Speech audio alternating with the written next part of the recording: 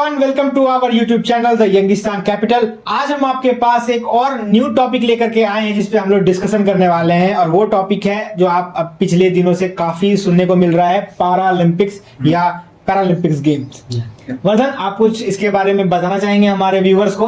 तो पैरालंपिक्स का बात करने से पहले हम ओलंपिक्स के बारे में थोड़ा डिस्क्राइब करना चाहते हैं कि ओलंपिक्स खेल स्टार्ट हुआ था ग्रीस में 2700 साल पहले, 2700 ईयर्स अगो। ये 700 ईयर्स अगो, काफी पुराना है। तो जीसस के आने के पहले। हाँ बिल्कुल। तो इसका मेन उद्देश्य ये था कि जो स्पिरिट होता है समाज में, ये कास्ट सिस्टम का और रिलीजियस सिस्टम पे जो बंटवारा था, ये सबको हटाना और मिलजुल के रहना।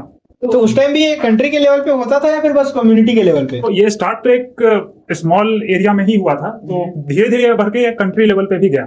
अच्छा। तो इसमें लोग फेम और ग्लोरी के लिए पहले खेलते थे, लोग अपने प्रसिद्धि के लिए खेलते थे। तो मतलब इसे भाईचारा भी बढ़ता है, जो भी कम्युनिटी आपस में खेलेगी उससे भाईचारा बढ़ेगा। अब हम लोग चलते हैं पैरालंपिक्स क्या है। तो जैसे ओलंपिक्स 4 साल पे ऑर्गेनाइज होता है, पैरालंपिक्स भी 4-4 साल पे ही ऑर्गेनाइज होता है, और जस्ट ओलंपिक्स के बाद ही ऑर्गेनाइज होता है।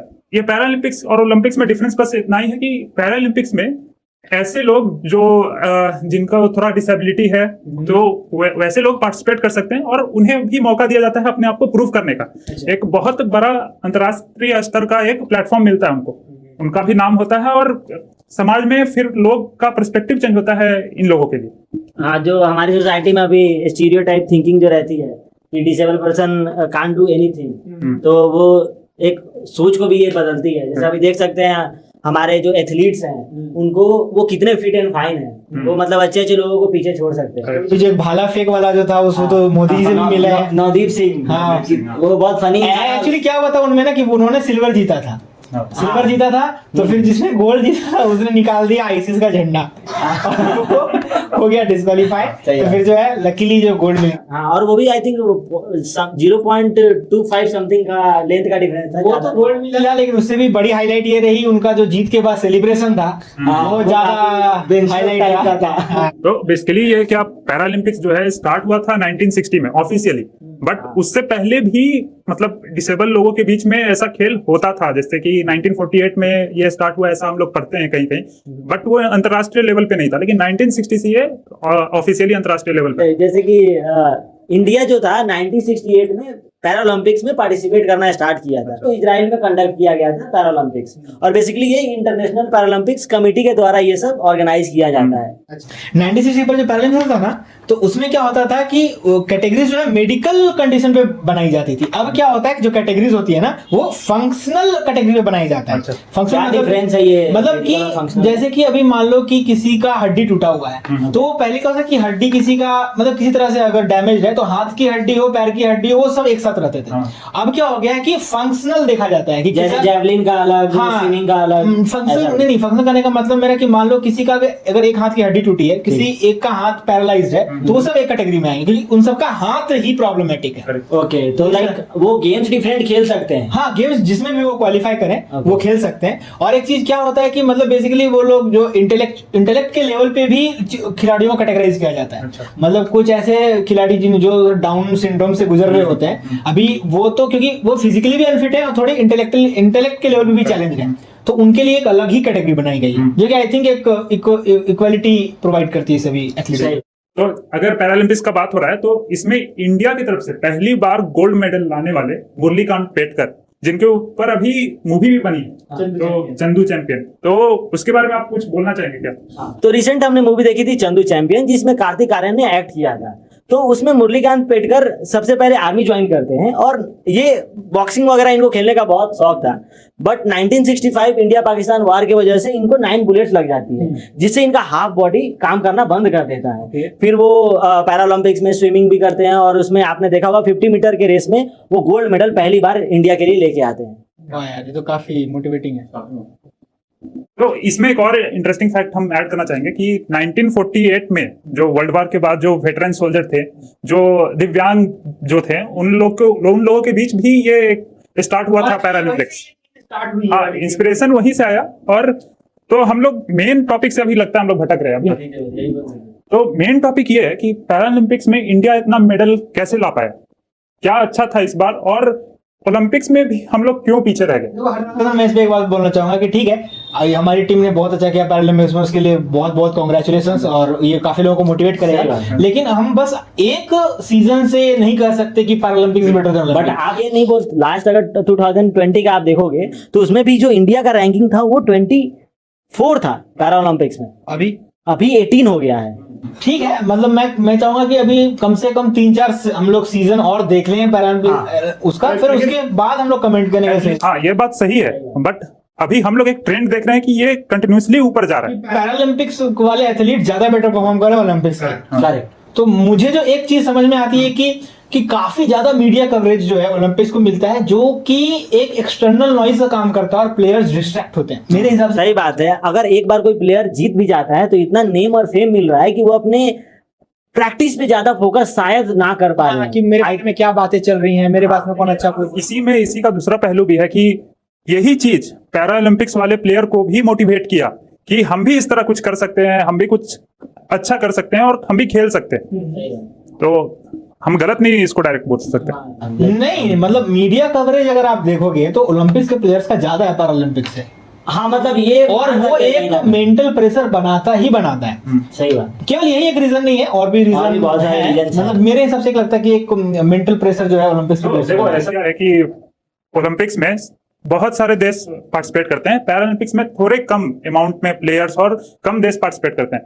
पैरा ओलंपिक्स में ओल्ड प्लेयर्स कम रहते हैं और ओलंपिक्स में बहुत मंझे हुए खिलाड़ी लोग आते हैं, बहुत पुराने फेम जिनका होता है। तो और मैं भी देखा था एक साइना नेहवाल का इंटरव्यू, उसमें वो कह रहे थे कि पहले तो क्या होता था, केवल एक टीम के साथ एक कोच और एक फिजियो जाता था। अब क्या है कि मल्टीपल कोचेस जाते हैं और मल्टीपल फिजियो जाता है टीम के साथ। हाँ, एक पॉइंट ऐड करना चाहूंगा यहाँ पे। जब से मोदी गवर्नमेंट आई है, इवन बीजेपी गवर्नमेंट आई है 2K14 से, तो हमारी 2K14 में जो $143 मिलियन जो थी हमारी स्पेंडिंग थी इसमें स्पोर्ट्स में, बट अभी देखा जाए 2K24 में तो ये बढ़ के $470 मिलियन हो गई, ऑलमोस्ट 3 टाइम्स। तो ये भी एक रीजन है जो हमारे खिलाड़ियों को मोटिवेट कर रहा है कि उन्हें फैसिलिटी दी जा रही है। फैसिलिटी तो गवर्नमेंट की तरफ से दी जा रही है, उसमें कोई मतलब गलत बात नहीं। इनफैक्ट जो आपने लक्ष्य सेन का नाम सुना होगा, हाँ। तो वो काफी मतलब लोगों ने उनसे उम्मीद रखे हुए थे। तो उन्हें जब वो हार गए सेमीफाइनल, वो ब्रोंज वाला मेडल वाला मैच भी हार गए, तो उनके कोच ने बोला कि हमारे जो प्लेयर्स है ना, ये इन्हीं सारे प्लेयर्स को अलग अलग चैंपियनशिप में ऑलरेडी हरा चुके हैं।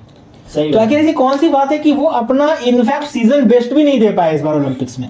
हो सकता है जो पहली बार वो खेल रहे हो तो शायद थोड़ी मेंटल प्रेशर हो और प्रैक्टिस में भी। हाँ, देखो, इसमें एक चीज हम पहला ऐड करते हैं। तो मेरा कहना ये है टोटल कि गवर्नमेंट के हर चीज गवर्नमेंट पे नहीं थोप सकते। गवर्नमेंट ये तो पॉजिटिव है गवर्नमेंट की कि 3 टाइम्स कर दिया इन्होंने।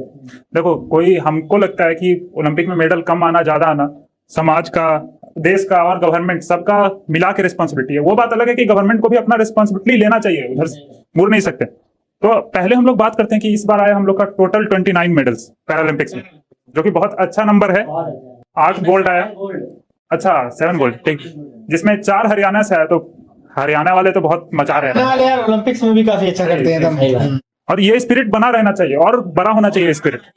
साथ के आप 10 में से 3 लेके आओ हरियाणा वाले, क्या बेस्ट है। सही बात। ओलंपिक्स में इंडिया का बेस्ट है शायद में 6 मेडल्स बेस्ट है इंडिया का, वो शायद 2012 या 2016 में 24 में भी 6 आए हुए हैं, बट उसमें 1 सिल्वर और 5 ब्रोंज है। हाँ, तो इस बार बहुत सारा थर्ड, वो एक तो फोगाट वाला हो गया प्रॉब्लम, हाँ। एक हमारा गोल्ड या सिल्वर उधर चुका, हाँ। और बहुत सारे टीम 4th है इस बार, जैसे लक्ष्मी 4th है, मतलब थर्ड और फोर्थ में बहुत माइन्यूट डिफरेंट होते हैं। तो मतलब आई थिंक कि 1-2 सीजन हम लोग ओलंपिक्स का और देखना चाहिए ऑब्वियसली। ऐसा तो नहीं होगा ना कि अगर 2014 से ज्यादा स्पेंडिंग स्टार्ट हुई है तो तुरंत ही रिजल्ट दिखने लगेगा। आई थिंक ये स्लो प्रोसेस है, कंटिन्यूअस प्रोसेस है। आई थिंक हम लोग इस पे डिस्कस करते हैं कि 29 मेडल आया, ठीक है। इंडिया कैसा कंट्री है? इंडिया खेल में पिछड़ा कंट्री है, मानते हैं। क्रिकेट छोड़ के अब इस पे आते हैं। इंडिया को अगर हम पिछड़ा बोल रहे हैं, प्लस क्रिकेट जो है, जो सिर्फ गवर्नमेंट के फंडिंग से नहीं चलता, बाकी भी इसमें प्राइवेट कंपनी फंड करते हैं, गवर्नमेंट का फंडिंग नहीं मिलता है, बिल्कुल नहीं मिलता। तो इंडिया में क्रिकेट प्राइम है, प्राइम स्पोर्ट है। हॉकी, बैडमिंटन को कोई देखता भी नहीं, फुटबॉल तो पूछता भी नहीं है। देखते हैं लोग, देखते हैं, बट हाँ, खेलने में लोग नहीं है। मतलब अभी भी हम लोग के पास एक अच्छी टीम है। बंगाल वगैरह ये बिल्कुल, बंगाल उड़ीसा वाला बेल्ट है ना, ये सारा। जैसे फुटबॉल टीम के कैप्टन जो है हमारे छेत्री, क्या शानदार परफॉर्मेंस है उनकी। तो धीरे धीरे डेवलप हो रही हैं चीजें, बट हाँ definitely it will take some time too. तो देखो क्या हुआ कि पहले हम लोग ब्रिटिश कॉलोनी के पार्ट थे, वहां से क्रिकेट आया। एक चीज और बताता हूँ कि आपको ध्यान हो तो क्रिकेट का कब से स्टार्ट हुआ पता है? उसका क्रेज 1983 वर्ल्ड कप जीतने के बाद से। कि सचिन ने खुद एडमिट किया कि 83 वर्ल्ड कप देखने के बाद वो क्रिकेट में आए एंड ऑल। तो मुझे लगता है कि इसी तरह का कोई चीज ना हम लोग को अदर स्पोर्ट्स में भी चाहिए, जो कि दर्शकों को एक बूस्ट देगा। जैसे अगर फुटबॉल वगैरह में इंडियन टीम को बहुत लोग सपोर्ट करता है, लेकिन इंडियन टीम बहुत मेहनत कर रही है, लेकिन अभी उस तरह का रिजल्ट डिलीवर नहीं कर पाई है। तो हर चीज पे बस ये बोलते ना कि यार सब क्रिकेट देखते हैं, क्योंकि एज अ फैन भी तो हमें कुछ मोटिवेशन मिलना चाहिए। सही बात। तो देखो टाइम के साथ खेल का इंपॉर्टेंस इंडियन समाज में तो कम हुआ, ऐसा हम समझते हैं प्रोपोर्शनेटली। I don't agree. नहीं, अगर तुम टाइम के साथ वो बढ़ रहा है। नहीं, अगर तुम क्रिकेट को साइड रखते हो तो हमको ऐसा लगता है कि डॉक्टर इंजीनियर ये जो है यही ट्रेंड कायम है। ये ट्रेंड कायम है। हाँ। लेकिन मैं उस स्टेटमेंट से सहमत नहीं हूँ जिसमें आप कह रहे हैं कि पहले से घटा है, पहले से इनफैक्ट बढ़ ही रहा है, स्थिति बेहतर ही हो रही है। तो हम देने वालों को बात नहीं कर रहे, हम खेलने वालों को बात कर रहे खेलने वालों की भी मैं बात कर रहा हूँ। तो ये जागरूकता बढ़ रही है। देखो जागरूकता बढ़ना, खेल सीखना, इसके लिए इंफ्रास्ट्रक्चर चाहिए। 1950 में जितने प्लेयर्स होते थे 2024 में उससे कम प्लेयर्स हैं क्या? नहीं, हम क्या कहना चाह रहे हैं कि पहले हम लोग फुटबॉल भी खेलते थे, हम पहले हॉकी भी खेलते थे, हॉकी बहुत अच्छा खेलते थे। हॉकी बहुत अच्छा खेलते थे हम लोग, कभी फुटबॉल में अच्छी टीम नहीं रहे हैं। अच्छे टीम बिल्कुल नहीं रहे, इंटरनेशनल लेवल के नहीं रहे, लेकिन फिर भी अब तो हम लोग ओलंपिक में भी नहीं जाते हैं फुटबॉल के लिए। फुटबॉल में कब ओलंपिक्स गए? ओलंपिक नहीं, वो फीफा में भी कभी इंडिया नहीं गया है। फीफा नहीं, वो क्या होता है? कॉमनवेल्थ में तो जाते थे भाई। Commonwealth is different kind of thing. अबे हमको बस मतलब मेरा नेशनल टीम नहीं है क्या जाएगा, क्योंकि कॉमनवेल्थ वैसा कंट्री है ना जो ब्रिटिश में राज कर चुका था। भाई। मेरे पास ऐसा टीम नहीं है और हम लोग ऐसा टीम को अफोर्ड नहीं करते हैं जो इसका चांस ही नहीं है जीतने का। तो टाइम के साथ खेल का इंपॉर्टेंस मेरे को घटता हुआ दिख रहा है। किसके पर्सपेक्टिव में? पेरेंट्स के पर्सपेक्टिव में देखे, समाज के पर्सपेक्टिव में देखे कि हाँ ठीक है, खेल देखने का चीज है, खेलने के लिए कोई अप्रिशिएट नहीं कर रहा, ऐसा मेरे को लगता है। आप अपना एक्चुअली एक पॉइंट ये है, जैसे मैंने हार्दिक पांड्या का एक इंटरव्यू देखा था जिसमें पूछा गया था कि आप यूथ को क्या सजेशन दोगे, तो उनका भी ये एक सजेशन था कि क्रिकेट जैसे एज ए स्पोर्ट इंडिया में सबसे फेमस है, तो वो भी बोलते थे कि ये बहुत कॉम्पिटिटिव है और यहाँ पे लक भी बहुत बड़ा फैक्टर होता है, तो आप लोग प्लीज इसमें ब्लाइंडली मत आओ। तो मतलब कहीं ना कहीं मतलब क्रिकेट में मतलब इतना फेम है ना, फेम पैसा सब कुछ है क्रिकेट में, वहां पे लोग अट्रैक्ट हो ही जाते हैं। अच्छा देखो क्रिकेट है, तुम अभी रील खोलेगा ना, सेकंड रील विराट कोहली, दूसरा धोनी, ऐसे ही कुछ कुछ आता रहेगा। आजकल का यूथ पूरा मोबाइल पे स्टिक हो चुका है मैक्सिमम। जो खेलता था बचपन में, अच्छा खेलता था, वो भी भूल चुका है। वैसा उल्टा सीधा प्रेशर लेके बैठ गया घर में मोबाइल चलाने। हमको ऐसा लगता है कि सही में समय के साथ जब से ये मोबाइल, इंस्टाग्राम, रील जो आया, लोग घर में बैठना स्टार्ट कर दिया है, फील्ड में निकलने का कोई सोचता भी नहीं। मतलब कहीं ये मतलब हम ये नहीं बोल सकते कि ये नेशन वाइड सही होगा। जैसे हम लोग अभी हैदराबाद में हैं, तो ये गोपीचंद स्टेडियम है जिसमें पीवी सिंधु ने भी यहीं से प्रैक्टिस की थी, और देख सकते हैं वो अभी नेशनल एक बोल सकते हैं एक फिगर है। और अभी आप देख, अब जैसे मॉर्निंग में मैं कभी कभी जाता हूँ तो देखता हूँ पेरेंट्स अपने चाइल्ड को लेके बहुत एक्टिव रहते हैं। जैसे बैडमिंटन हो गया, फुटबॉल हो गया, इवन क्रिकेट की किट्स वगैरह बच्चे पूरे ले करके आते हैं, तो ये मुझे देख के बहुत अच्छा लगता है। इंडिया जो है ना, इंडिया में रूरल एरिया ज्यादा है। हाँ। 70% लोग रूरल एरिया में रहते हैं, तो ऑब्वियसली मेन यूथ उधर ही रहता है, स्टार्ट वहीं से होता है। उन लोग को वैसा इंफ्रास्ट्रक्चर ये सब जल्दी मिलता नहीं। सही बात। देखो इंडिया जो है ना कम इन्वेस्ट करता है स्पोर्ट में, ये तो मानना पड़ेगा, और वो समय के साथ बढ़ेगा। वो उसके लिए हम ये नहीं बोल रहे हैं गवर्नमेंट का कोई इशू है, वो समय के साथ ही बढ़ेगा। थोड़ा रिजल्ट ओरिएंटेड ही काम होता है। आप थोड़ा रिजल्ट पुश करते हैं तो हम भी थोड़ा इन्वेस्ट करते हैं, ऐसे ही होता है, इसमें कोई झूठ नहीं है। ठीक, मतलब अगर इंडिया फॉर सपोज कि आज अगले एक साल कुछ जब भी फीफा जीत जाए या कुछ अच्छी टीम हरा दे, आप फिर देखना फुटबॉल का क्रेज बढ़ेगा। सही बात है, मतलब फेम के साथ साथ ऑब्वियसली फंडिंग भी बढ़ेगी। हाँ, तो चलो ये तो हम लोगों ने डिस्कस किया क्या पैरालंपिक्स होता है, अभी इंडिया का क्या स्थिति है और क्यों इंडिया लगभग स्ट्रगल करता है, क्योंकि हम सभी एग्री करेंगे कि टाइम के साथ ये ठीक होगा और चीजें पॉजिटिव वे में ही बढ़ रही है, निगेटिव वे में नहीं खत्म हो रही है। तो हम लोग और एक मीडिया को भी ये हम लोगों को देना पड़ेगा क्रेडिट की मीडिया कवरेज काफी अच्छा कर रहा है। सही बात है। जैसे वो भाला फेंक वाले कितना पॉडकास्ट हो रहा है। अभी नौत सिंह का हमने देखा था, नरेंद्र मोदी के साथ जो हमारे प्राइम मिनिस्टर हैं उनके साथ वार्तालाप हुई, उन्होंने इवन ऑटोग्राफ भी लिया। बहुत इन्फ्लुएंसर एक्चुअली बुला भी रहे हैं उनको पॉडकास्ट में। सही बात। तो ये तो हुआ पॉजिटिव मीडिया कवरेज जो हो रहा है, और कि लोगों के बीच में भी अवेयरनेस बढ़ रहा है स्पोर्ट्स को लेके कि हाँ भाई खेल में भी पैसा है, खेल में भी करियर है, वहाँ केवल बिगड़े बच्चे नहीं जाते हैं। तो आखिर हम लोग इस सेशन को कंक्लूड किस बात पे करेंगे? तो हम पहले 2-3 पॉइंट बोलना चाहेंगे कि क्यों मेडल आता है पैरा ओलंपिक्स में और कैसे आ गया इस बार। तो सबसे पहले तो एकदम नॉर्मल सा बात है कि दिव्यांग लोग जो है उन लोग का इच्छा शक्ति और संघर्ष पहले ही से ज्यादा होता है, तो उन लोग को ये पहले से स्ट्रेंथ रहता है, उन लोग के लिए प्रेशर कुछ होता ही नहीं। सही बात। तो उन लोग का फोकस तो हटता ही नहीं है, ये सब नॉर्मल है। दूसरा कि पैरालंपिक्स में कंपटीशन कम होता है, ठीक है। हाँ। इसका मतलब ये नहीं बोल रहे हैं कि हम लोग के प्लेयर वो है मतलब वीक है और ऐसा नहीं। दो लोगों के रेस में सिल्वर। हाँ, कंपटीशन कम है, जस्ट हाफ है, ऐसा बोल सकते हैं। और फायदा क्या है, लोग इनको अप्रिशिएट करते हैं, ये लोग जीतते हैं, समाज का नजरिया बदलता है, ब्रांड भी अच्छा हो रहा है, ब्रांड अच्छा होता है और नजरिया जो चेंज होता है समाज का कि हाँ ये लोग भी ऐसा कर सकते हैं, इन लोग को फेम मिलता है, स्टीरियोटाइप चेंज होता है। और इससे क्या इफेक्ट होता है, जैसे नॉर्मल एग्जांपल हम दे, जैसे बड़ा बड़ा बिल्डिंग जो बनता है, पूरा फोकस रहता है कि हाँ हमको इसको दिव्यांग फ्रेंडली बनाना है, सही बात, ठीक है। कोई हॉस्पिटल बना, कोई मॉल बना, पूरा दिव्यांग फ्रेंडली, हम कोई देखते ही नहीं ऐसा जो दिव्यांग फ्रेंडली नहीं। हमारे ऑफिसेज भी रेडी।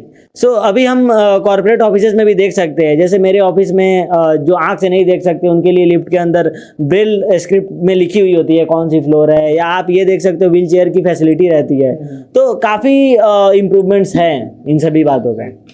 तो आप क्या कंक्लूड करना चाहेंगे? तो हम यही करना चाहेंगे, मतलब मीडिया अवेयरनेस बढ़ रहा है, लोगों में भी स्पोर्ट्स को लेकर अवेयरनेस बढ़ रहा है, स्पोर्ट्स की का ब्रांड बेटर हुआ है, गवर्नमेंट इस पे लगातार इन्वेस्ट कर रहा है, तो चीजें पॉजिटिव हैं और आगे कुछ टाइम में वो दिखेंगी भी। हाँ डेफिनेटली दिखेंगी जरूर।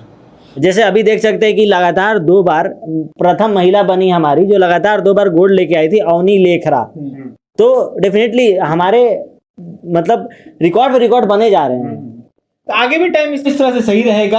हाँ। पर ठीक है, हम लोग उम्मीद करते हैं कि अगला ओलंपिक्स होगा 28 में लॉस एंजलिस में, तो वहां हमारे जो ओलंपिक्स एंड पैरा ओलंपिक्स हैं वो अपना प्रीवियस रिकॉर्ड अच्छे से और तोड़े। हाँ। और हम लोग नेक्स्ट बार अगर पॉडकास्ट करें तो काफी पॉजिटिव माइंड के साथ करें। सही बात। तो इसी के साथ एक और गोल्ड लेके आए। हाँ, तो इसी के साथ हम लोग अपना वीडियो यहाँ पर एंड करते हैं। कैसा लगा आपको हमारा वीडियो, कमेंट सेक्शन में जरूर बताइएगा। हम अगला वीडियो लेके आएंगे कुछ और इंटरेस्टिंग टॉपिक्स पे। तब तक के लिए पीस।